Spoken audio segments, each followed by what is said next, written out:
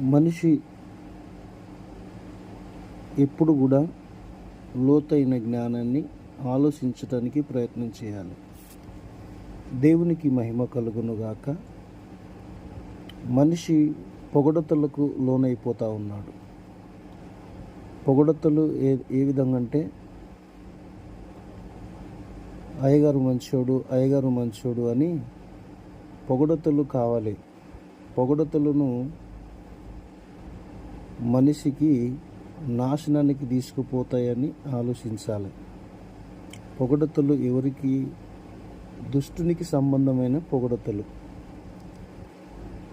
పరమందున్న దేవుడు ప్రతి విషయాన్ని కూడా మనతో మాట్లాడుతున్నప్పుడు, మనం లోతుగా అధ్యయనం చేస్తున్నప్పుడు ఆయన ఏది చెప్పాడో అది చెప్పడము మనిషికి ఇచ్చిన